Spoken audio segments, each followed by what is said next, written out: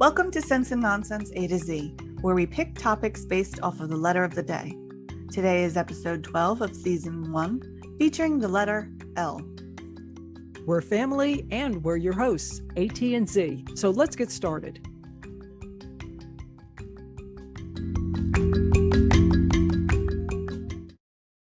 Well, I'm going to start us off with labas. Labas? Labas. It's Lithuanian. Hi. Hi. Labas. All right. Yeah. That's nice. So what's going on, Z? Well, I went to Kohl's to return Okay. something for Amazon. Okay.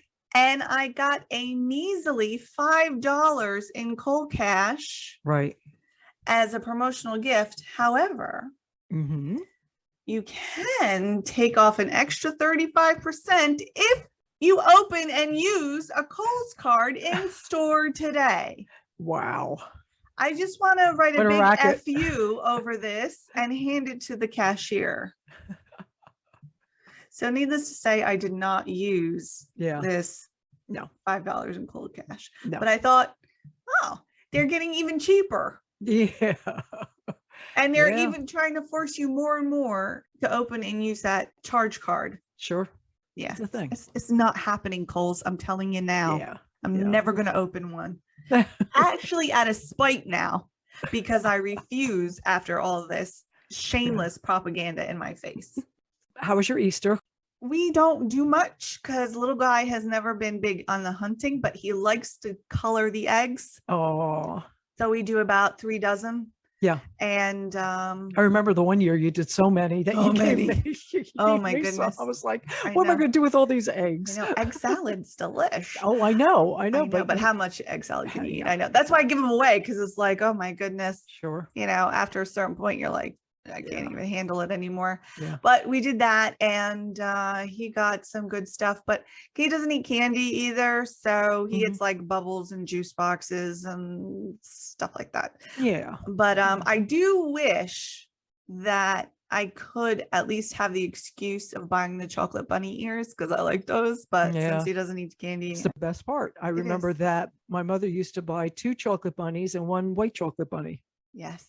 The white chocolate bunny was for me, and the 2 chocolate bunnies were for my brothers. So, do you find that the white chocolate is sweeter than the milk chocolate? Very much so. Yeah. That's why I liked it.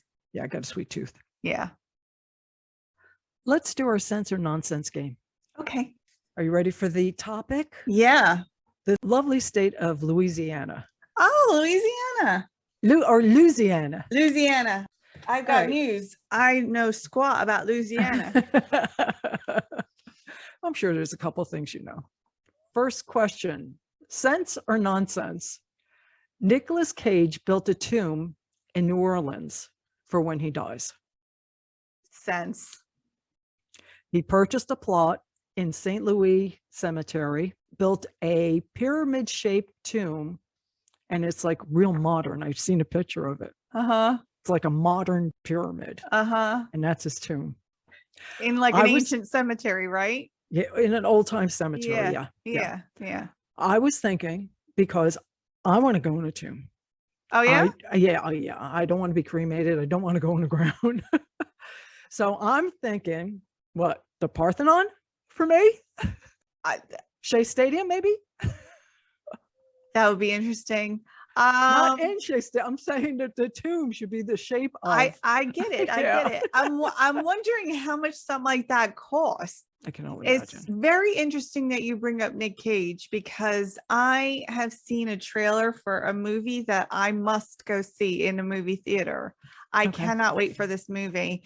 It is The Unbearable Weight of Massive Talent, and it's got Nick Cage and Pedro Pascal in it, and it's coming out on 4/22, and I just can't wait to see this movie. Wow. So you're actually going to go to the movie theater? I'm actually going to go. Wow. Yeah. Little guy will be back in school, and I'm going to go. I'm going to brave it up. I'm going to go. I'm going to watch this movie because it looks like it's going to be incredible. You're going to do it like a matinee? Yeah. While he's in school. Yeah. Yeah. Cool. Yeah. Hopefully there won't be anybody in there. Okay. Ready for the second? Yeah. Sense or nonsense? Surprising someone with a delivered pizza is illegal in Louisiana? Cents. It's a $500 fine to instruct a pizza delivery man to deliver a pizza to someone without them knowing it. Yay! I'm 2 for 2. Yeah, you're 2 for 2. Okay, here's the last sense or nonsense question. Okay. You need a special license to publicly have a goatee. I'm going to say that's nonsense because it is nonsense, but it's probably true. It is true. Goatees must be kept private unless you first pay a special license fee for the privilege of wearing one in public. It's on the books, but it's not enforced. Oh my God. I did so much research on this one because I'm like, how much is the fee? Yeah. Where do you get this license from? Yeah. You know, I checked .gov, couldn't find anything on it. Oh my goodness. So apparently it's not enforced. All right. So besides pizza and goatee, there's some weird laws on the books. Mardi Gras beads may not be thrown from a 3rd-story window. You could hurt somebody. I know that, but Yeah. shouldn't it be like 3rd or above? The law actually says 3rd story. So 5th does that story. mean You know what? There probably aren't any buildings that are higher than 3 stories be, on a parade yeah, route. Yeah, could be. Yeah. All righty. You're not allowed to throw objects at a parade float. Condoms may not be thrown from the parade float. Reptiles are not allowed within 200 yards of a parade. That seems like solid advice. Yeah. Okay, some other weird ones.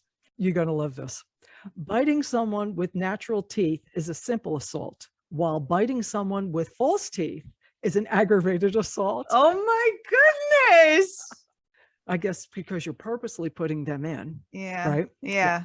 A person can land in jail for up to 10 years for stealing an alligator. Plus, it's illegal to tie up an alligator to a fire hydrant. Okay, next one is snoring is prohibited unless all bedroom windows are closed and securely locked. So if somebody hears you snore, they can report you. The same thing with gargling is not allowed in public. Really? Yep. Taxi drivers are prohibited from having sex in their taxis. Okay. These things are on the books. This is crazy. This is important to know. Yes. And how about this one? There's a 3 sandwich limit at wakes. You're not allowed to have a 4th sandwich if you go to a wake. I can see that because people get, start stuffing their pockets and whatnot. Well, they have a lot of wakes in Louisiana. I mean, at least at one point they did. Yeah. Fake wrestling matches are prohibited. Oh. And I'm wondering whether the WWE goes there. Probably not if they're Probably fake. not. Yeah. And the last weird thing is you can land in jail for up to a year for making false promises. So do they monitor the politicians? No, I guess not. Yeah, probably all these are just not enforced. Okay, some I would facts. imagine the one where you can't tie up your alligator to that's a probably fire enforced. hydrant is Yeah. probably enforced. I Yeah. would think so. Okay, some facts. Louisiana was named after King Louis XIV of France. It's the only state in the U.S. that follows the legal system established by Napoleon. That state only has parishes instead of counties. Yeah. Baton Rouge has the tallest state capitol building in the U.S. It's 450 feet high, 34 stories for a capitol building. Wow. The St. Charles streetcar line is the oldest that's still in operation since 1835. The highest point in Louisiana is Driscoll Mountain, 535 feet above sea level, and the lowest point is New Orleans at 8 below. Yeah, that's why they get in trouble all the time. Yeah, all the time. All right, so it's the birthplace of jazz. It's also the birthplace of Tabasco sauce, which was the first patent filed in 1870. The birthplace of Jerry Lee Lewis, Ellen DeGeneres, Louis Armstrong, Reese Witherspoon, of which we're going to talk about later, Manning Brothers, Terry Bradshaw, Tim McGraw, Tyler Perry, and many, many more, of course. And Louisiana is known for their alcohol consumption. However, their official state drink is milk. Really? Yeah, milk. I didn't even know states had an official drink. I didn't, but it's like a thing. Really? Yeah, yeah, yeah. I found that all over the place, that milk is a state drink. It's like, wow. I would have thought it would be something alcoholic. I thought it would have been like chicory coffee or something like that. That would have been good too, right? That's what Or I've never Cajun been. coffee. I have never been. I want to go. I want to go have beignets at Cafe du Monde, and I would like to Oh. have chicory coffee there. Mhm. And I really don't care to attend Mardi Gras, but No, I I would don't either. love to go see the buildings Yeah. and everything. Yeah. I have a friend in Shreveport. Oh, that's cool. Yeah, a longtime friend. I've only driven through Louisiana. I've never been there for any kind of touristy Yeah, I haven't thing either. I haven't even driven through it. Don't go that way. Yeah.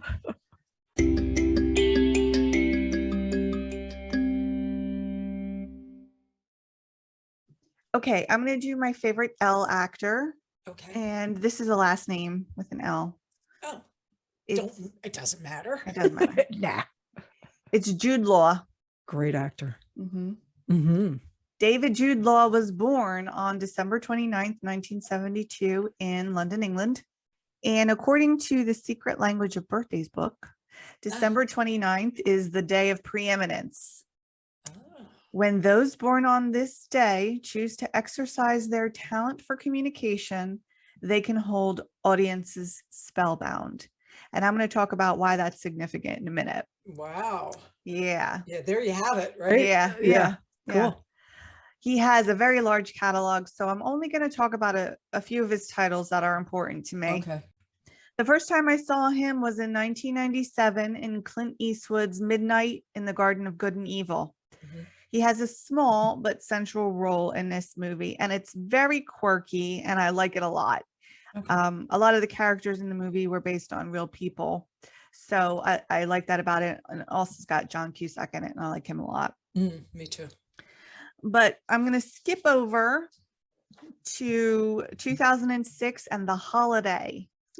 This is like one of my favorite rom-coms, actually, because it's so well acted. Yeah. But it's got him and Cameron Diaz as his partner in this one. Right. And then the other couple is Kate Winslet and Jack Black. I like all four. Me too. It's so Yeah. good. I like it when I'm not watching a movie waiting for somebody else to come on a screen because I'm bored with the people that are there. Right. You know, and this movie, it doesn't matter who's on, it's awesome. Yeah.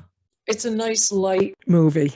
It is. Yeah. It's a rom-com. Yeah. And it truly this. is. It truly is, because it's a funny movie too. Yeah. Now I have to jump to 2009 in Sherlock Holmes. Awesome. Of course, right? Of course you do. Yeah. Jude plays Dr. John Watson to Robert Downey Jr. Sherlock Holmes, and he's brilliant in that role. They both were. And both Colin Farrell and Sam Worthington were considered for Watson. I'm so glad that didn't happen. No kidding. Really? Yeah. No. Jude Law just plays him. He's so aristocratic, and also he loves a scrap. And he stands up to Robert Downey Jr. being Sherlock Holmes. He's a little bit of a troublemaker. I saw this movie 3 times in the theater. That's how much I love it. You're kidding me. No. I don't think I've ever gone to a theater for a second time on a movie. I saw it 3 times. Yeah, I saw it 3 times. Twice by myself. Wow. Yeah. Big movie for me. Yeah. And then again, they reprised their roles in 2011, Sherlock Holmes, A Game of Shadows. And I love that one too. I thought it was just as strong as the first one was, which, you know, is not always the case, but we've discussed that many a times. Original's usually the best. It usually is. And in this case, I would say they're both on par with each other. They're both very good movies. We're waiting to see if we get a 3rd installment, but I think it's more likely that Team Downey will take it and make it into a series. But I don't know if it will be the same cast or not. It might be different players. Wait and see, right? Absolutely. Yeah. I'm going to skip again to 2016. And this is where the day of preeminence really comes into play. And that's with The Young Pope. Here we go. Did you see this series? Yes, I did. We followed up every week. I can't do that. I got to binge. But this was really? No, we made it a point to watch it every week. It was different. It was very different. This was a 10-episode miniseries where Jude plays Lenny Bellardo, Pope Pius XIII. the first fictional American pope, and he's diabolical, mysterious, contradictory, and spellbinding. He really is. He is just electric. He stole every scene for me. He like had a light shining on him through the whole thing. Yeah. There's some ambiguity about who he was, you know, whether he was the second coming, whether he was the Antichrist. Yeah, exactly. You know, they had a lot going on there, which wasn't helped by later in the series where he falls into a coma, and then in the new pope goes through 3 failed heart transplants and is in a coma for 12 months, and then inexplicably like heals himself and is resurrected. And there's lots of debate over whether he just woke up or whether he died and rose again or what, but there was a lot of correlation between him and Jesus. This is just a very thought-provoking series, and Jude is excellent in it. He is so compelling. He's amazing. Oh my God.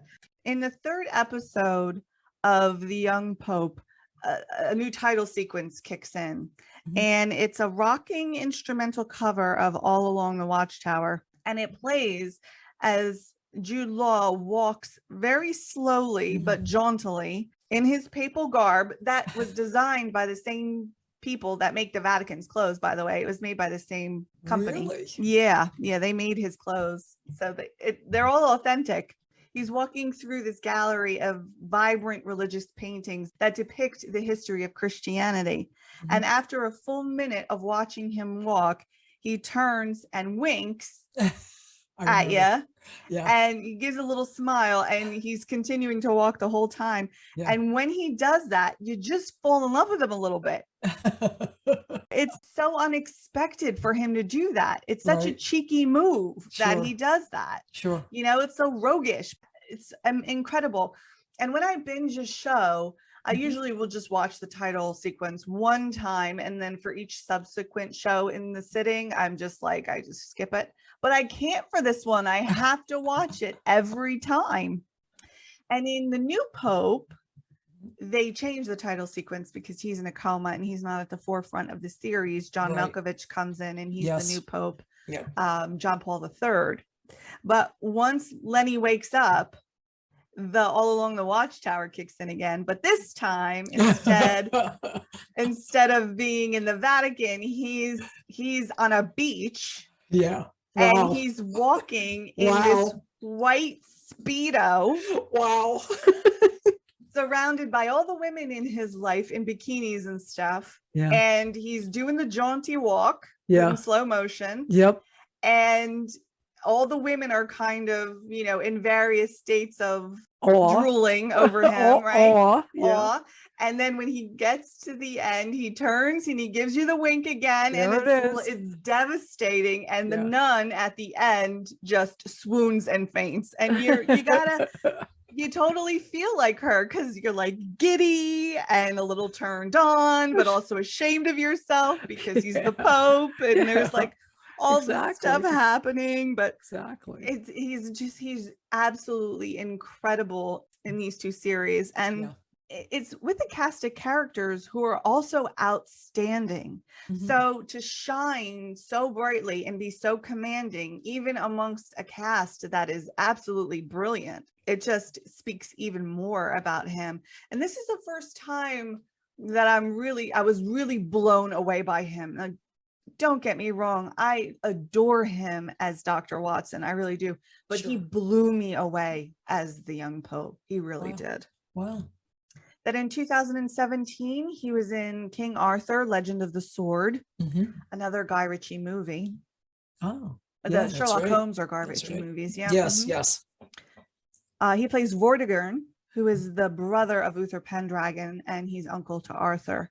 And he is such a bad guy in this movie. He's terrible. He's power hungry, and he basically sells his soul and kills everybody he loves in order to kill Uther and wield Excalibur, but it doesn't work out well for him. You know, Arthur comes back and just owns who he is and gets a sword and beats the crap out of him. So he may have 20 years as king, but it comes at a very, very high price for him. Then in 2018, he was in Fantastic Beasts: The Crimes of Grindelwald. He is a youngish Albus Dumbledore. And I say that because Albus Dumbledore in the Harry Potter films, he's very old. And in this one, he's probably in his late 40s, like Jude actually is right now. And these movies take place primarily in New York. Okay, Fantastic Beasts: The Secrets of Dumbledore just came out on April 15th, so that should be interesting. It's the next installment. Wow, so it's in the movie theaters now. Does that mean you're going to go? I don't know. I have to see because I want to. Because I want to see The Unbearable Weight of Massive Talent. Right. So that's going to be my first foray, and it's spring break, and a lot of kids I think will go to see this. So yeah, I'm a little hesitant.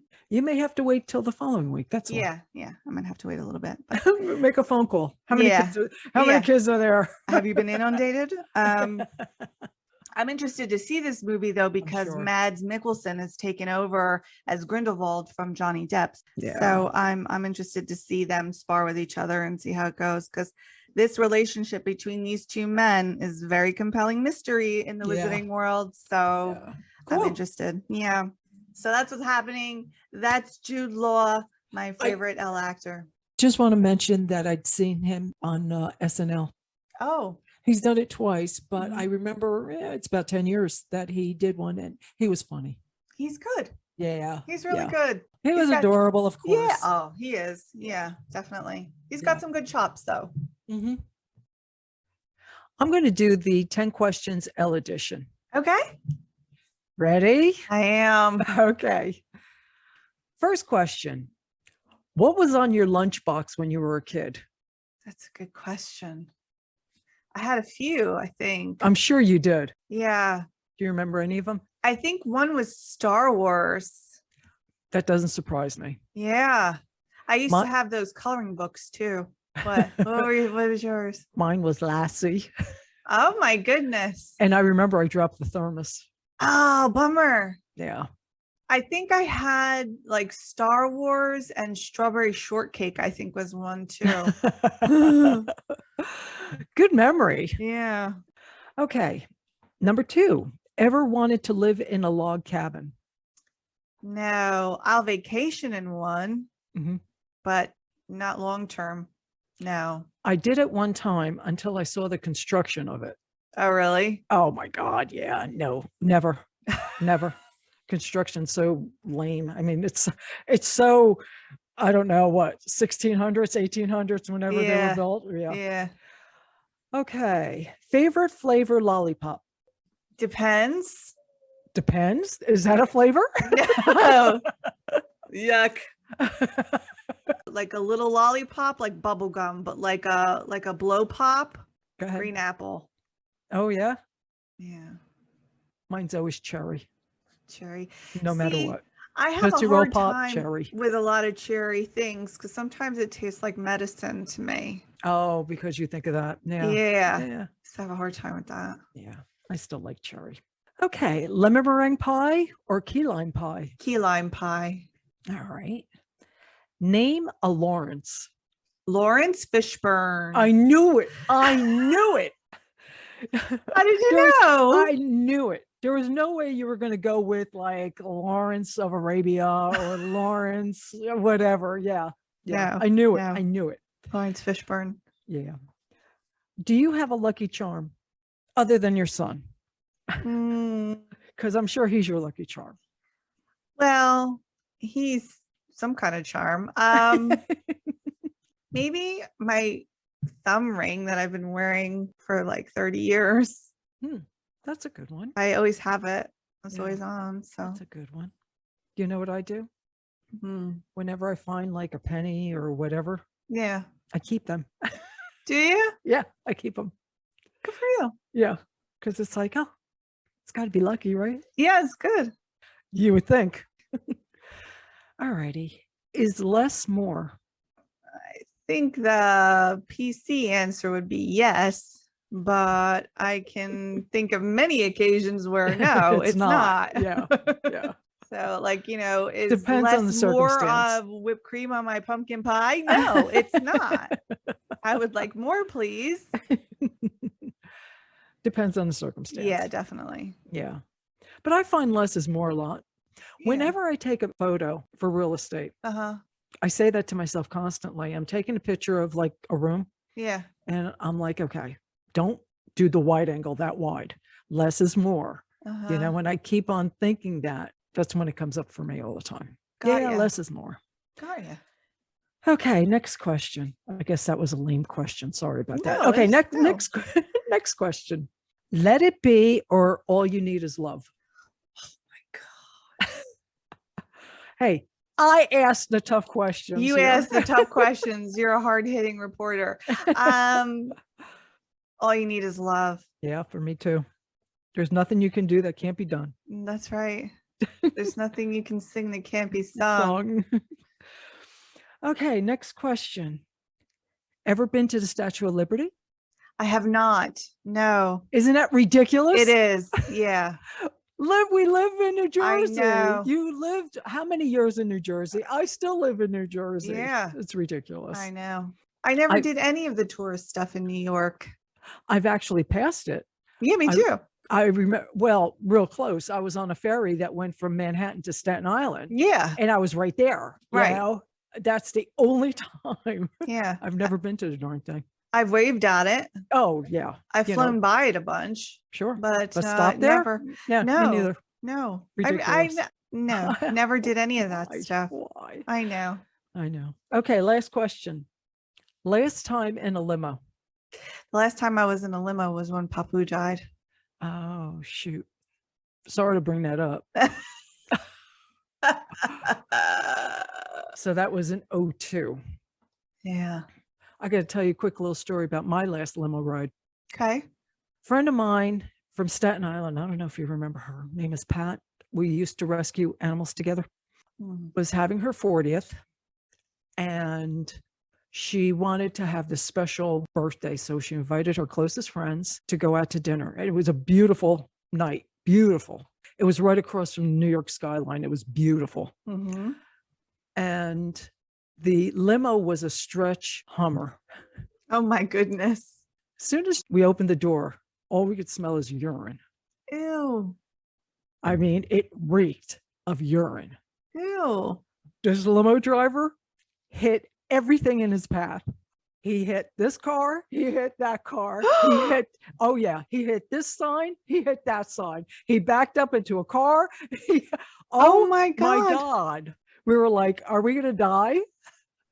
And just kept going? Oh, He of just hit course. everything and kept He going? hit everything. He hit everything in his path. Yep. He ran over signs. He ran up curbs. It was, Was a he drunk? huge, no, it was just, I think it was just out of his wheelhouse. Oh my God. It was huge. And he couldn't make a K-turn. So he just ran stuff over in order to make a K-turn, stuff like that. And it's like, I was like, oh my God. Yeah. That was my last limo ride. Yeah, I think it would have been mine too. That's ridiculous. Yeah.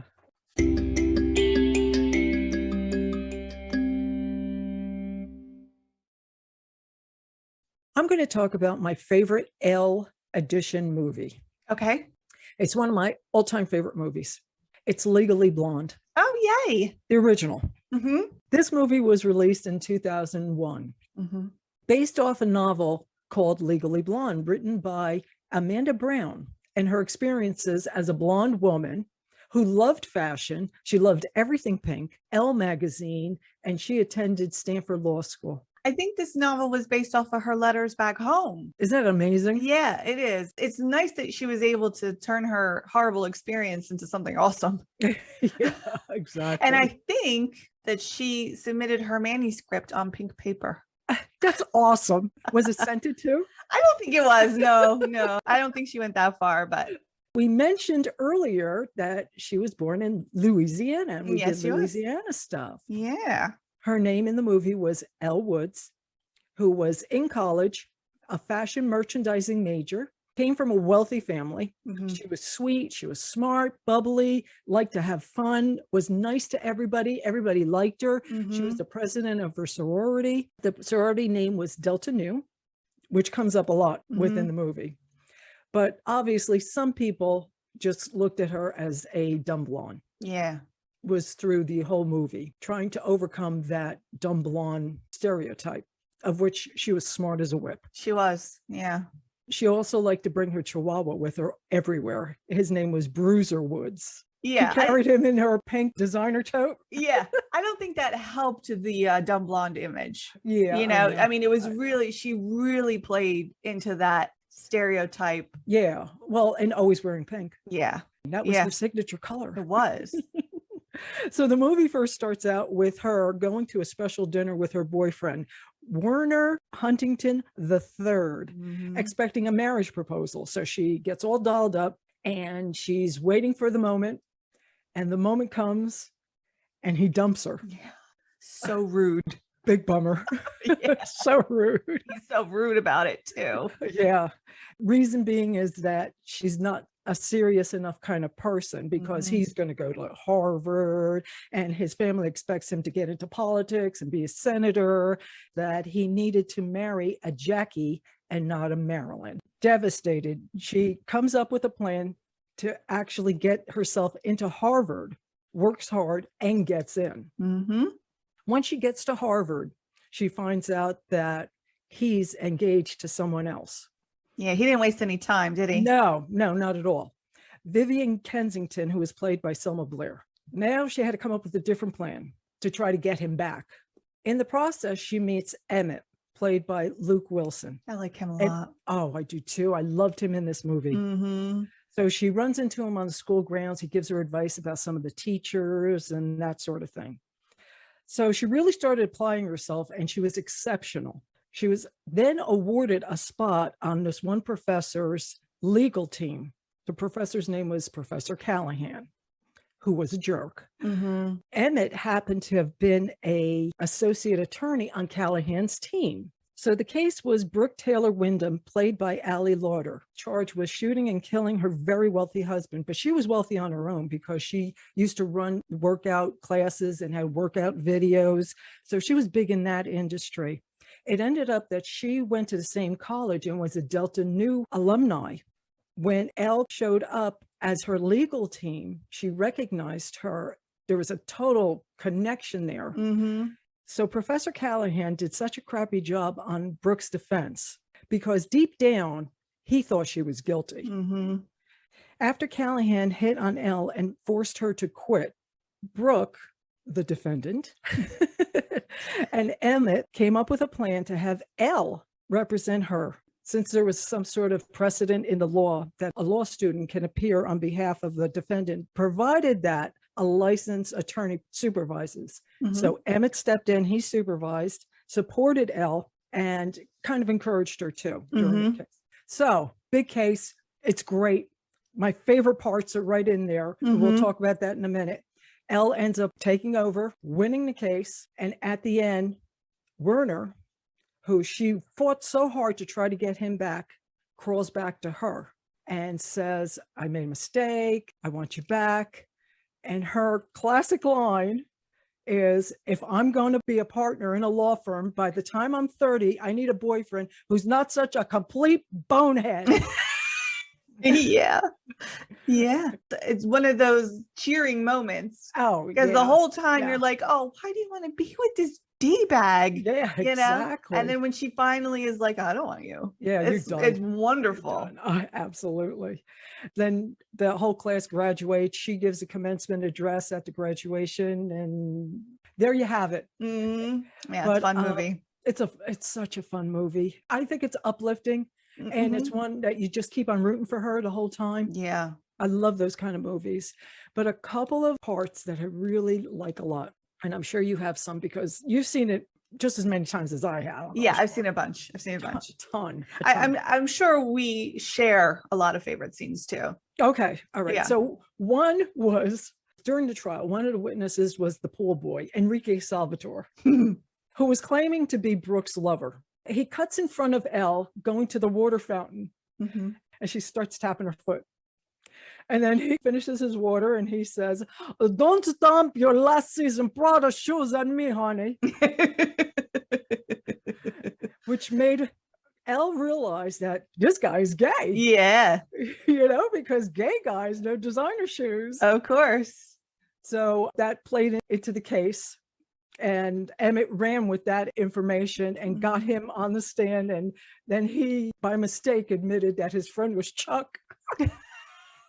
"Oh, Chuck's just a friend." "You bitch." And Chuck leaves. I love that part. So my favorite part is when Elle cross-examines Chutney, the daughter, on the witness stand. And the whole thing about taking a shower came up. So your father was shot while you were in the In the shower. She's like, yeah, I was washing my hair. You know, it's like, okay. When you're in the so shower. when you were in the shower, and the judge is like, I think we've established that she was in the shower. Yeah. And then she asked her what she'd done that day. What she had done earlier that day. Yeah. And she said, "Oh, I got up, got a latte, went to the gym, got a perm, came home." And that's when you went into the shower? Yes. She's like, How many girls have you had? like 2 a year for the last 15 years. So everybody knows you can't You wet your curls in the first 24 hours. Yeah, exactly. Busted. Busted. It was That was great. To the point that she actually admitted that she killed her father. So, Yeah. yeah. I mean, So Elle wins, yay. yes. Yeah, and then Callahan has that boo-boo face. Yeah. Like, Yeah. "Oh, I'm a jerk." Yeah. Especially since he's given her like this dirty look the whole time. Yeah, the whole thing. And just kind of like shaking his head. Yeah, see, like see, she's going to screw this whole thing up. exactly. Yeah. You know, being smug.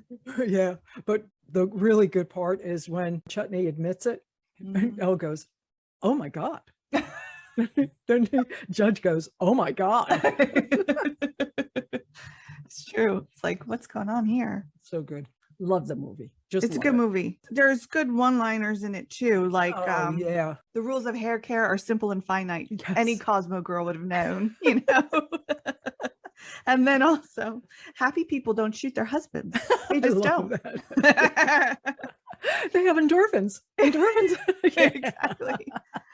And then also her career counselor person, she's Yeah, like, yeah. Harvard won't be impressed that you aced history of polka dots. Yeah, this movie was so great. I love how her I love it. sorority gets behind her and Absolutely. helps her study Yeah. for the LSAT. She got a Yeah. 179 and the perfect score is 180. I mean, this girl was no That- joke. No, not at all. And the other part I love, I can't remember this guy's name, but he was in her class and he was kind of a nerd.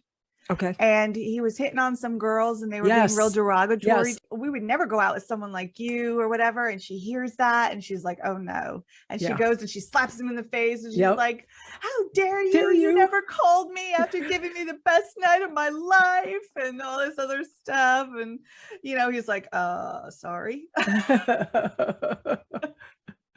And she goes in this big tirade and then she's like, "Ah," and she storms off. And then the girls are like, so you want to go out? Yeah. His name is David. David, that's Yeah. right. I couldn't remember his name. Here's another part. How about the bend and snap? Oh my God, the bend and snap. Works every time. Except for Paulette, she broke that UPS guy's nose. My Yeah. snap was all over the place. That was during the water fountain thing. She was on the phone with her. Yeah, Yeah. yeah. It's just a good movie. It's a great- I like it's a great movie. movies that turn the tables on stereotypes. I do. Me too. And this was just one of them. And it also, you know, when I was a kid growing up, before I saw this movie, I really had a thing against Pink. I bought into that stereotype that Pink was for super girly girls, and Really? if you were serious, you didn't wear pink. Not that kind of no. Pink. Yeah. Yeah, And then I saw I love Legally Pink. Blonde, and I was like, Yeah. huh, okay. Pink And it is kinda good. changed- yeah, it kind of changed my perception of it a little bit, for Yeah. sure. Yeah. So I mean, it did what it was supposed to do. Yeah. I just wanted to mention two other things. I remember going to the movie theaters. I could not wait to see Legally Blonde 2. It was okay, Yeah, it was a bit of a but letdown. I just couldn't wait. And now I can't wait till Legally Blonde 3. I don't know what that's going to be like. We'll see. They started putting it together in 2020, but because of the pandemic, it's been delayed. The Mhm. thought is that it's going to be released next month. Oh, And a co-writer is Mindy Kaling. she's really good. She's awesome. Yeah, she's really good. Yeah. I like her. But great movie. Love it. Mhm. Totally recommend it. It's timeless too. Yeah. My favorite L movie Okay. is Lord of the Rings, The Return of the King. Biggie. Massive, right? But I love Peter Jackson, by the way. I do too. I do too. Have you seen the Lord of the Rings movies? I've seen bits and pieces. Okay. So this is very much my genre, and it's Definitely. based on J.R.R. Tolkien's book, The Return of the King. Mhm. But it also has parts of the Two Towers in it, since Peter Jackson has the movies move in chronological order, but the Mhm. books don't do that. So Tolkien wrote these books to be so complex that they would never be filmed. But little did he know, Peter Jackson, Fran Walsh, and Philippa Boyens were up for the challenge. Well, that's because Peter Jackson's genius. Peter Jackson's amazing. He really Yeah. is. And Yeah. he cherry-picked the books for the storylines they could use to tell the central story of Elijah Wood's character, Frodo, fulfilling the monumental task of carrying the One Ring from the elvish city of Rivendell to Mount Doom in Mordor, where Sauron, the Lord of the Rings, rules, to be destroyed. So these scripts were so complex too, that they were essentially being rewritten every day of this 16-month shoot. No kidding. And they would take input from the actors and actresses because Mhm. they were so heavily involved with their characters. And Viggo Mortensen actually had He's a lot awesome. of input. He's so awesome. So I love all three movies: Fellowship of the Ring, that came out in 2001, The Mhm. Two Towers, 2002. Right. But I especially love The Return of the King, 2003. Well, that's the best one, isn't it? I That's the think last one that was released. It's the last one. Yeah. I think it's the best one. And it Yeah. is my favorite because even though it's basically Frodo's story, this Right. movie very much deals with Aragorn, Viggo Mortensen's character, Mhm. coming into his own and finally accepting his destiny as the King of Gondor. And this very much enables Frodo to be able to carry out the last and most dangerous part of his mission. Originally, Stuart Townsend was going to be Aragorn, Oh, and that didn't work out for various reasons. And interesting. yes, and Viggo Mortensen's son, Henry, is the reason that Viggo took this part, because he had never read the books and he had never met with Peter Jackson before. Oh, wow.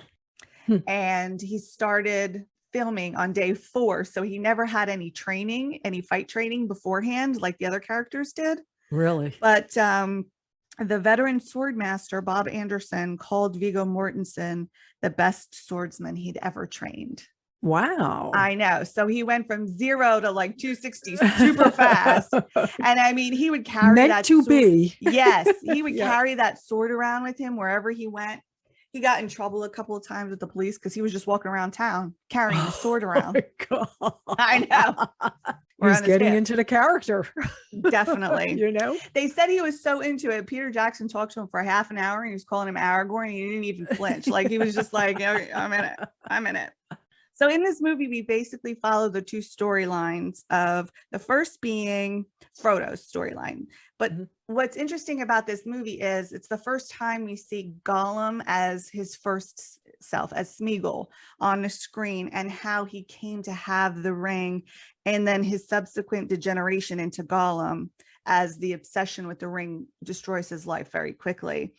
Andy Serkis plays both Smeagol and Gollum. He does a magnificent job. I mean, the guy's incredible. Mhm. But it's important to see this because it's the first time we really understand what Frodo's been going through. He's been carrying this ring for a year, and you know, you see it sometimes. He's a little paranoid. His body is becoming physically weak, but we don't really know what he's up against, what he's been fighting all this time, until we see Smeagol go through it, and then you're like, damn, this poor guy is really going through it. Yeah, it's weighing heavy. It is. And it's, you know, it's destroying his neck. The skin around his neck is like burning through. Yeah. I mean, it's physically really taking its toll. And he's following Gollum into Mordor through this very treacherous path of the Morgul Vale. And Sam is very suspicious of Gollum's motives for doing this. He does not trust him at all, and rightfully so, because Gollum is trying to pull a fast one. Right. But Frodo doesn't want to see it. He treats Gollum with a ton of compassion because he knows the power of the ring, and he's going through it himself. So he doesn't want to believe that Gollum is irredeemable because he doesn't want to believe that he is irredeemable. So the second storyline is of Aragorn trying to ally the kingdoms of Gondor and Rohan to stand against the armies of Mordor in a great battle at Minas Tirith, which is the White City of Gondor. And this is very difficult, to say the least, because there's a lot of pride and ego going on here between the king of Rohan and the steward of Gondor. And there are so many people in this movie. So many good people. So many amazing people, right? Yeah. We have Ian McKellen as Gandalf, Orlando Bloom as Legolas, Right. Sean Astin is Samwise Gamgee, Awesome. Bernard Hill is Theoden, Miranda Otto is Eowyn, John Rhys Davies is Gimli, and the steward of Gondor is Denethor, played by John Noble. And he wants that ring for himself, and he's super pissed that his beloved son Boromir, who is played by Sean Bean, has been killed, and now he wants to protect his power and not bow to the Ranger from the North, who is Aragorn. And this leads to one of my favorite parts of the movie. Gandalf has gone and is like giving him counsel, and he's super pissed at Gandalf for not telling him about Boromir. And he's like, I'm not bowing to Aragorn. Forget it. You're not supplanting me as steward. And Gandalf says to him, authority is not given to you to deny the return of the king. And every time he says that, every time I see it, it's like chills through my whole body. Oh my God. It's because that's hope. It's hope that this is going to work. And because he refuses to acknowledge Aragorn, he also refuses to reach out to Rohan by lighting the beacons.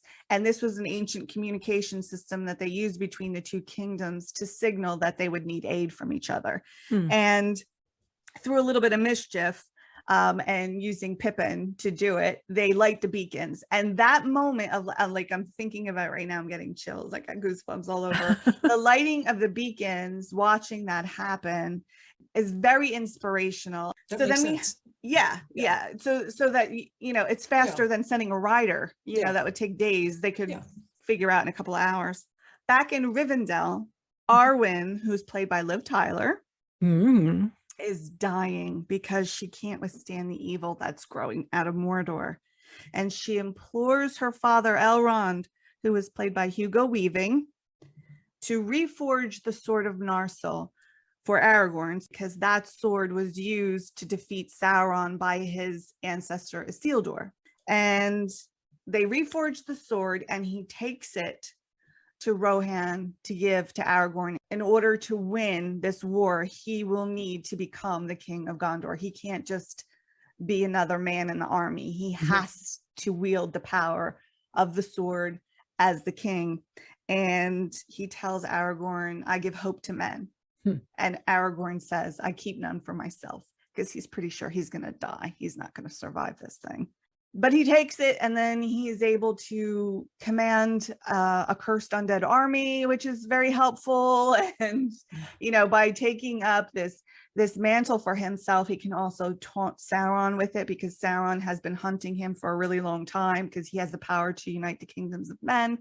The return of the king is very significant against the Lord of the Rings.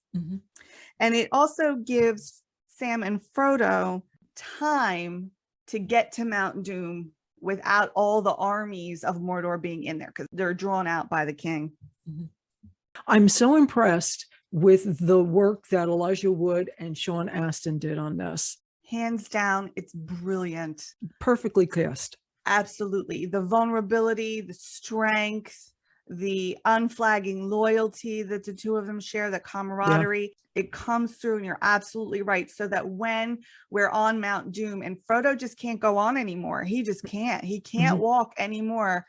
Sam's like, I can't carry the ring for you, but I can carry you. and he picks him up and he starts carrying him. And by that point, you're like in tears because I've actually seen that part. Oh, it's so inspiring. Yeah. And they get about almost to the top, and then Gollum rears his ugly head and tackles them because he wants the ring for himself. Right. And Sam is fighting Gollum, and Frodo's like got a last ditch effort to crawl up the mountain and get in there, and he finally gets in there, and he's standing at those precipice before throwing the ring into the lava, and he just can't do it. The ring has overtaken him and he can't destroy it. Watching Sam, just his heart is breaking now because of all that they've endured to get to this point. And they're inches away from victory, and it's not happening. Frodo puts the ring on and he turns invisible, but that also alerts Sauron to where the ring is. So his eye turns on him, and hope is lost in that moment. We're like, crap, Now what? And Gollum is like, no, that ring is mine. And he jumps on Frodo, and he winds up biting the ring off of Frodo's finger. He takes his finger with it. It's really gross. I know, it's disgusting. But Frodo is now obsessed with the ring, and he's not having that. So he tries to get the ring back. And the two of them are like grapple fighting for this ring. And that's how Smeagol got it in the first place. He fought his friend for the ring. Oh, okay. So it's a full circle situation. And they wind up going over the side. And Gollum falls in the lava, and he's so obsessed with this ring that even as he's falling in this lava, he's trying to keep the ring aloft from being destroyed, even as he's sinking in it. Wow. It finally goes into the lava and it's destroyed, thankfully.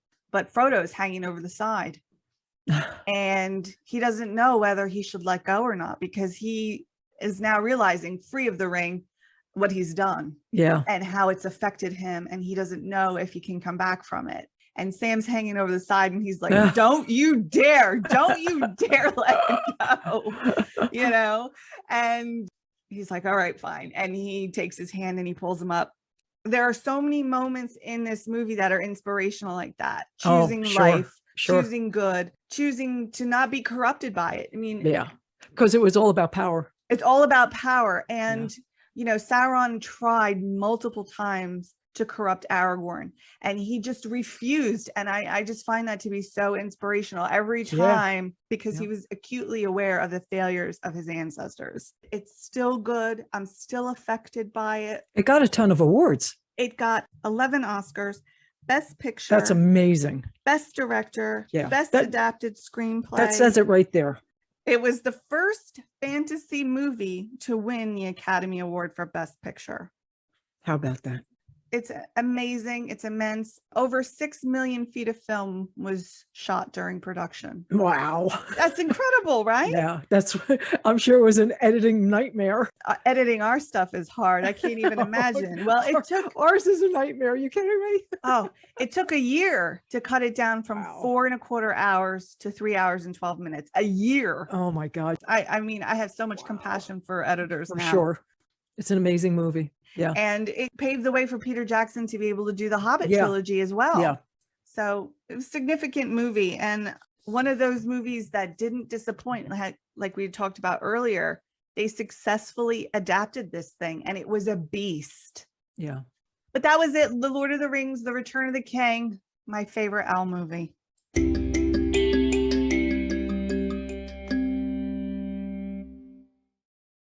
Okay, let's do our L peeves. Okay, I'm ready. You go first. All right. My L peeve is loud music at inappropriate times, like the gas station. Now, I don't want this to sound crotchety. I know what you mean. Yep. But I hate when people pull into the gas station. Boom, boom, boom, boom. I hate that. Yeah, I know what you mean. Yeah. And often leave it on. Yeah. While they're pumping or while they're running into the store or whatever it is. And it's like, are you kidding me? Yeah. Like the obnoxiously loud ones. Don't you get that in line too when you're waiting in line at a drive-through? You get the same. It's like, dude. I don't know. I don't get it that much at the drive-throughs, but I also get it at traffic lights. Oh, yeah. And Yeah. it's like, come on. Mhm.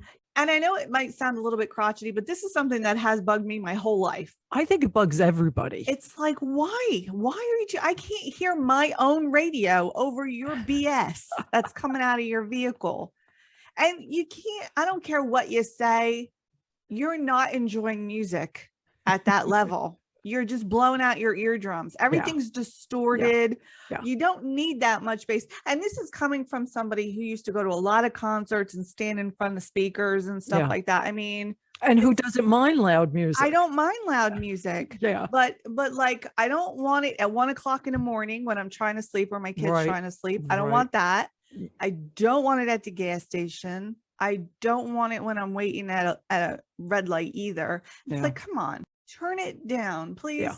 Don't make me out to be a horrible person because I'm asking you to be reasonable. You don't get it at nighttime, do you? Somebody like a neighbor coming home from something and Not a lot, but it has happened. Or Yeah, it's like happened people to me too. having parties late. I get having a party, Yeah. but you are also living in a neighborhood, Sure. you know, Sure. and there are a lot of kids in our neighborhood too. Mhm. So it's like by the time 11 o'clock rolls around, take it inside and turn it down. Yeah. Be a little bit respectful of the people around you.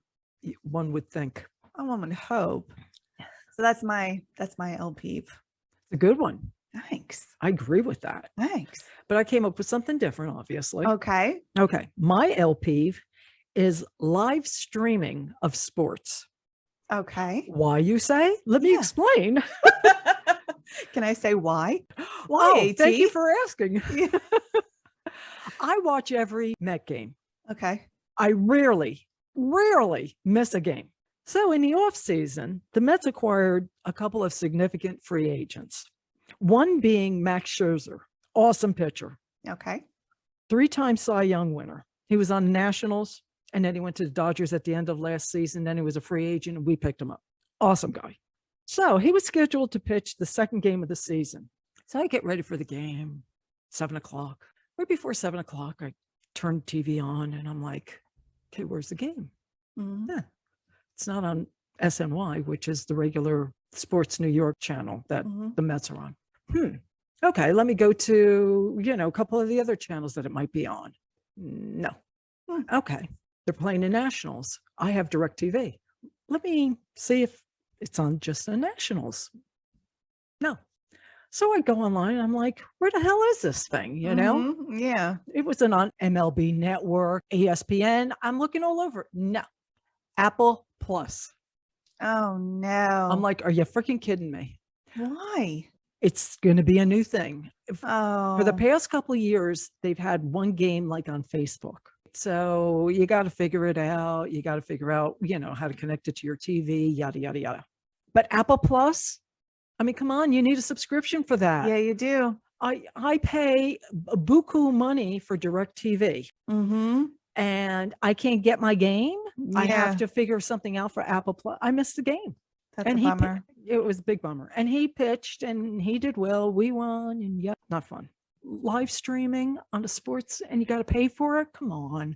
People are already paying for cable. People are already paying for DirecTV or all the other network kind of stuff. Come on. Yeah. Yeah. Come on. So anyway, that's my peeve. All right. My favorite L band. Okay. They're huge. Alrighty.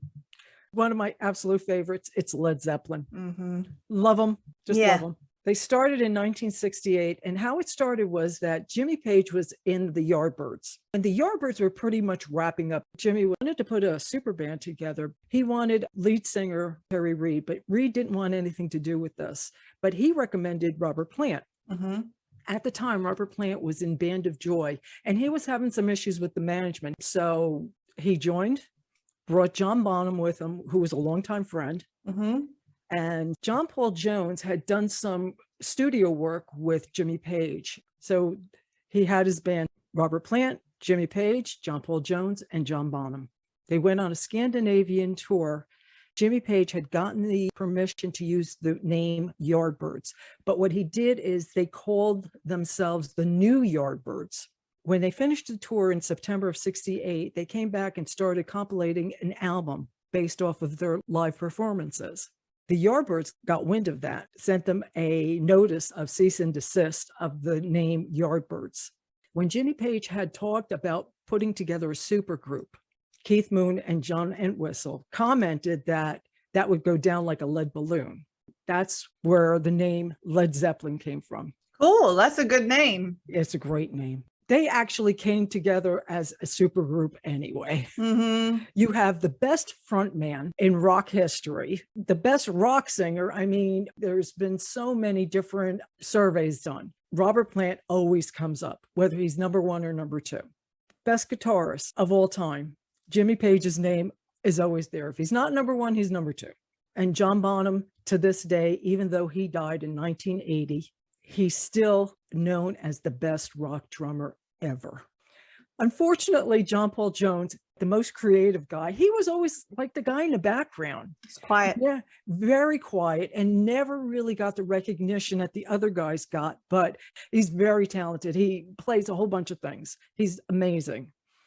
So Phil Collins came in, helped the guys out, and Jason Bonham, John Bonham's son, came in and had done some tours. I kick myself to this day that I didn't make it a point to go see Led Zeppelin with Jason Bonham. Yeah. But I have seen Jason on his own, and he does do some Led Zeppelin songs. He's awesome. Mm-hmm.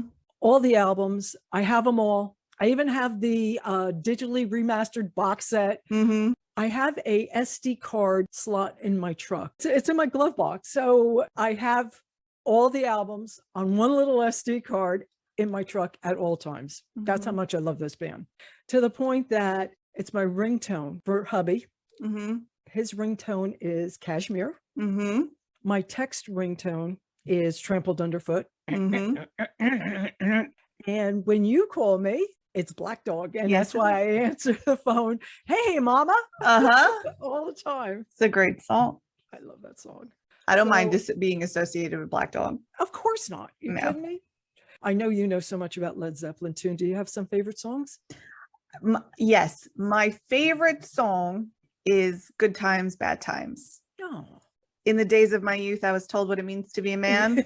Yeah. I mean, it starts great, but like, I can identify with this song a Yeah. lot for Yeah. myself.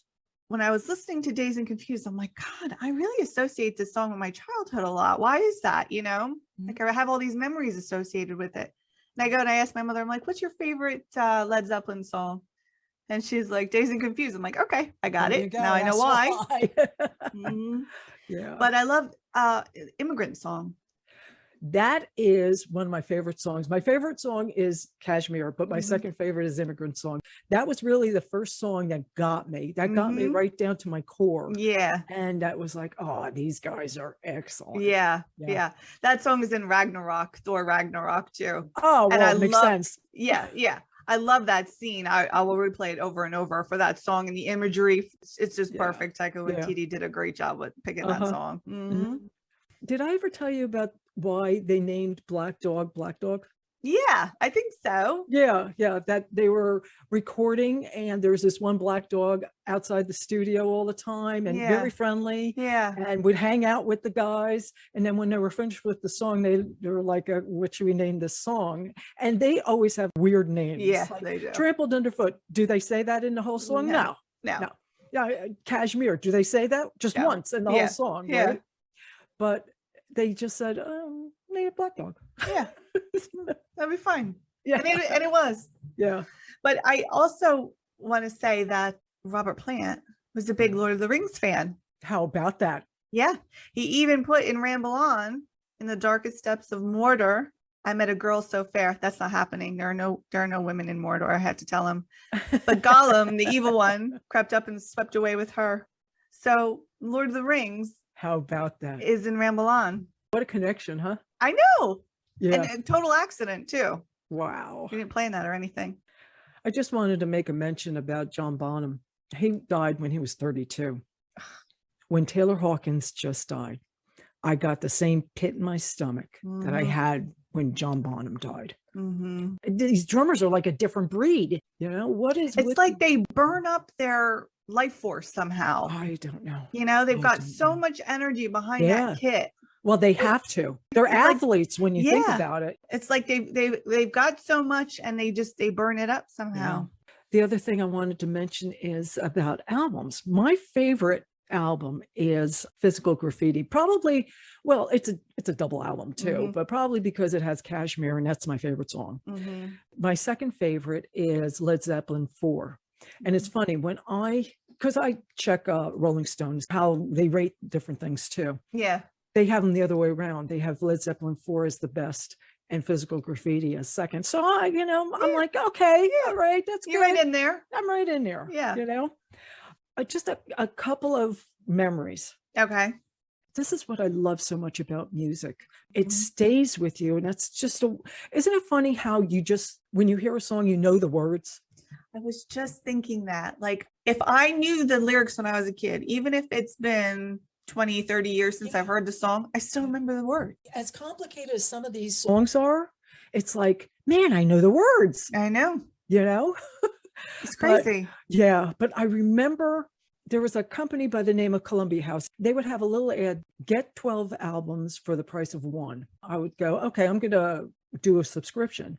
I remember the one day I came home from work and an album was waiting for me. It was the one I had paid for. It was In Through the Outdoor. Your first play is the best quality play. Cassettes were big at that time. So what we would do is we would take a clean cassette and we would play the first play on a clean cassette. So this way we had it in our car and played the cassette rather than ruin the album. And when I got and I opened it up and I looked at the artwork and stuff, I was like, screw that, I'm playing it. And I never forgot it because the first song just grabs you. It's in the evening. And it starts with Jimmy Page on the guitar with his violin bow. And there's like a buildup.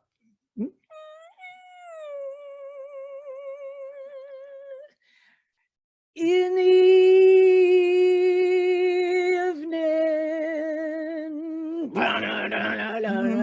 And I'm just like, oh, I'm playing this whole album. Sorry. I get goosebumps every time I hear that song. I love that song. I went to St. Augustine and went to the lighthouse. It's a thing in the St. Augustine lighthouse. You go up the steps to the lighthouse. As I was going up the steps, I had a Led Zeppelin t-shirt on. A lady was coming down the steps and she was significantly older than me. Okay. And she saw my Led Zeppelin t-shirt. I saw her Led Zeppelin t-shirt. We locked eyes and we're like, hey, Led Zeppelin. And she says to me, and like I said, significantly older. I would say at that time she was like 70. She said, yeah, I have Swan Song tattooed on my back. Oh my goodness. I was like, whoa, lady. That's hardcore. Yeah, tell me about it. Led Zeppelin.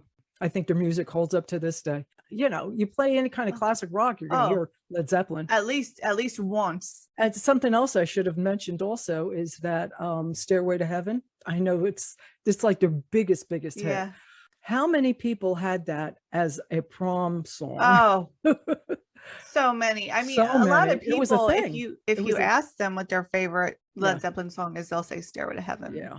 It's funny. Joe Elliott auditioned for Def Leppard with Stairway to Heaven. Did he really? Yeah. There you I love go. how patient a singer Robert Plant is. And I'm convinced that his favorite word is baby. Baby, baby, baby. Yeah. He does say baby all the time. A lot. Yeah, he does. Yeah. Love Robert Plant. Yeah. I even love his solo stuff. Yeah. Very much. Yeah. We'll probably do Robert Plant when we get to P. Or I got to figure it out. I don't know. We have time. I'm sure he'll be in there somewhere. Yeah. A few more things about Led Zeppelin before we go. Okay. During the time that Bonzo was still alive, they were only nominated for a Grammy once. Really? Once. Wow. It was in 1970 for Best New Artist, of which they lost out to Crosby, Stills, and Nash. Really? Yeah. What a bummer. Big bummer. And then again, they were nominated in 2014 2 times. And this is when Jason took over on the drums and they did the tour and they did an album. The album was called Celebration Day, was a live album. They were nominated for Best Rock Performance for Kashmir, but they were nominated and won for Best Rock Album for Celebration Day. Huh. Finally won Grammy, right? That's ridiculous. Arguably the best rock band ever. They were Yeah. nominated 3 times and won only 1 Grammy. Just another example how the Grammys have overlooked like a legendary band. Yeah. They were inducted into the Rock and Roll Hall of Fame in 1995 by Steven Tyler and Joe Perry. Yes. Awesome. Yeah, and Jason was there and represented his dad. Nice. President Obama paid tribute to Led Zeppelin at the 2012 Kennedy Center Honors, which was awesome. Of course, Obama did a great job. Yeah. And Hart did Stairway to Heaven with Jason on the drums, and that was Nice. amazing. I bet. Yeah. Yeah. Lastly, Led Zeppelin has sold over 300 million albums worldwide, which has made them one of the best-selling artists of all time. Nice. It's just, like I said, a legendary band. Yeah. Definitely. Yeah.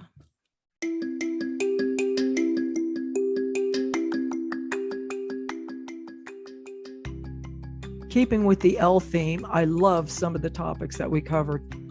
Yeah. Some pretty iconic ones as Yeah, well. biggies. Yeah. Yeah. That's Big cool. deal. Yeah. Yeah. I like when we do that though. Yeah. Yeah, me too.